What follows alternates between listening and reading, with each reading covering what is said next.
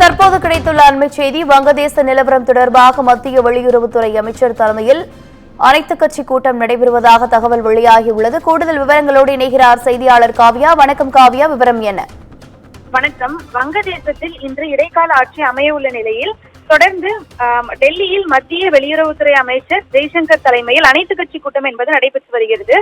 சுதந்திர போராட்ட வீரர்களின் குடும்பத்தினருக்கு அரசு பணியில் 30% இடஒதுக்கீடு வழங்கப்பட்டதை எதிர்த்து போராட்டம் பிடித்தது. தொடர்ந்து இது கலவரமாக மாறியதில் 300க்கும் மேற்பட்டோர் உயிரிழந்தனர். தொடர்ந்து தனது அரண்மனையிலிருந்து இந்தியாவுக்கு தனது தங்கை ரேஹன்னாவுடன் ஷேக் ஹசீனா தப்பித்து வந்தார். அப்போது ஹசீனா வீட்டில் நுழைந்து போராட்டக்காரர்கள் பொருட்களை சூறையாடிய காட்சிகளும் வெளியானது.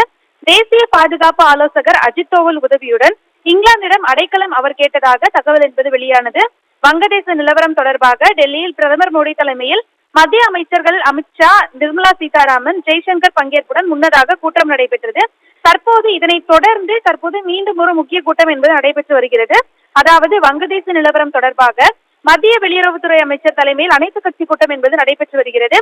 இந்த கூட்டத்தில் அமித்ஷா உள்ளிட்ட மத்திய அமைச்சர்களும், காங்கிரஸ் சார்பாக ராகுல் காந்தி, திமுக சார்பாக TR பாலு, தொடர்ந்து சுப்ரியா சுலே உள்ளிட்ட எதிர்க்கட்சி தலைவர்களும் பங்கேற்றிருக்கின்றனர். அமித்ஷா, ராஜ்நாத் சிங், கிரண் ரிஜிஜு உள்ளிட்ட மத்திய அமைச்சர்களும் இந்த கூட்டத்தில் பங்கேற்றிருக்கின்றனர்.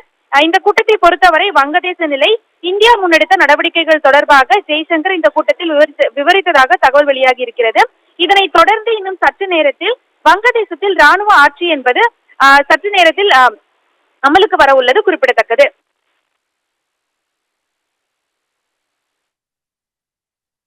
விவரங்களுக்கு நன்றி காவ்யா.